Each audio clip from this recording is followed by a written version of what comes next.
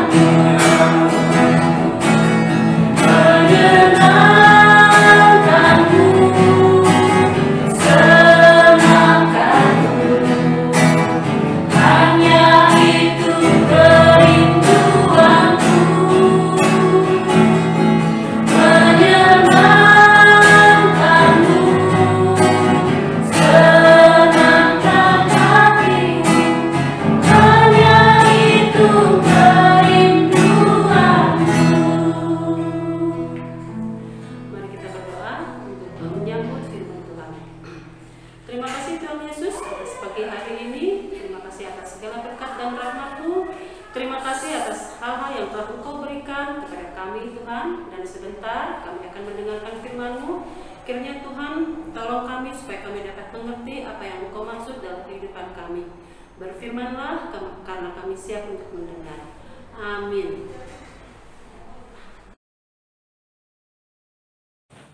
Shalom anak-anak, apa kabar? Kembali lagi dengan Mr. Rudy di renungan hari ini. Anak-anak yang dikasih Tuhan, pada hari ini Mr. Rudy mau mengajak anak-anak belajar menanam seperti yang biasa dilakukan oleh Bapak dan Ibu petani. Anak-anak, Mr. mau kasih lihat sesuatu kepada anak-anak. Apa yang Mr. bawa ini? Ya, ini adalah benih biji kangkung yang siap disemaikan.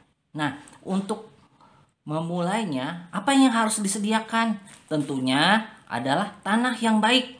Nah, oleh karena itu, hari ini kita mau belajar bersama-sama dari kebenaran firman Tuhan, bagian dari firman Tuhan yang terdapat di dalam Injil Matius pasal 13, ayat yang ketiga sampai ayat yang ke-9 dan ayat yang ke-18 sampai ayat yang ke-23. Mister akan bacakan buat anak-anak semua.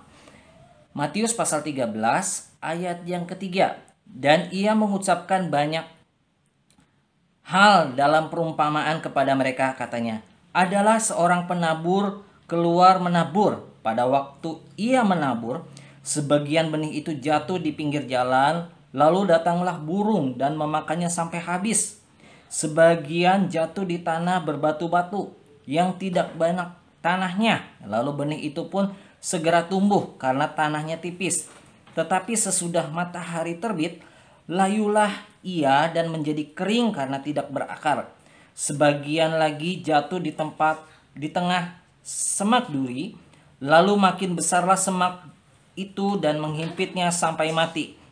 Dan sebagian jatuh di tanah yang baik, lalu berbuah, ada yang 100 kali lipat, ada yang 60 kali lipat, ada yang 30 kali lipat. Siapa bertelinga hendaklah ia mendengar. Ayat yang ke-18, karena itu dengarlah arti perumpamaan penabur itu.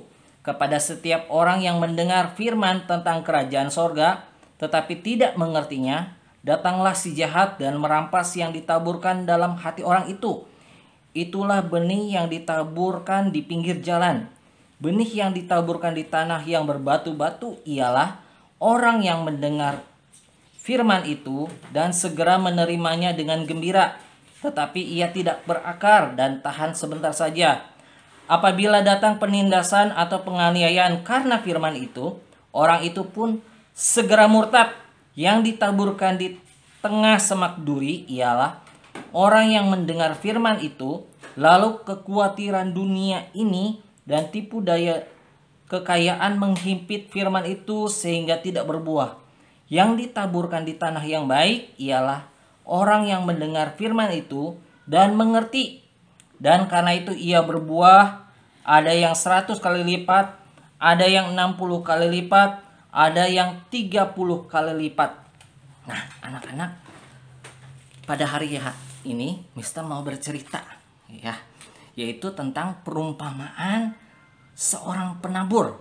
Nah, anak-anak yang dikasih Tuhan, Tuhan Yesus pada saat itu Tuhan Yesus sedang bercerita di hadapan murid dan orang banyak. Nah, Tuhan Yesus bercerita pada suatu hari ada seorang penabur yang keluar untuk menabur benih yang jatuh di atas 4 jenis tanah. Nah, pada waktu ia menabur, sebagian benih jatuh ke tanah di pinggir jalan. Lalu datanglah burung dan makan benih itu semua sampai habis dan tidak berbuah. Nah, kemudian si penabur itu menabur sebagian benih jatuh di tanah yang berbatu-batu, yang tidak banyak tanahnya, lalu benih itu tumbuh. Nah, tetapi setelah matahari terbit, benih itu menjadi layu dan kering karena tidak berakar dan tidak berbuah. Kemudian sebagian lagi benih itu jatuh ke tanah di tengah semak duri. Lalu benih itu semakin besar dan semak duri itu menghimpit benih yang tumbuh itu sampai mati dan tidak berbuah. Dan sebagian benih yang jatuh di tanah yang baik, lalu benih itu bertumbuh, berbuah banyak sekali. Benih itu ada yang berbuah 30 kali lipat, ada yang 60 kali lipat, ada yang 100 kali lipat. Nah, anak-anak yang dikasih Tuhan, benih yang dimaksud yang jatuh di pinggir jalan adalah benih itu ialah firman Tuhan.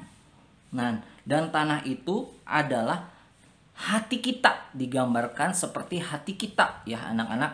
Nah, sebagian benih yang jatuh di pinggir jalan itu adalah firman yang hanya didengar saja dan tidak memperhatikan firman itu.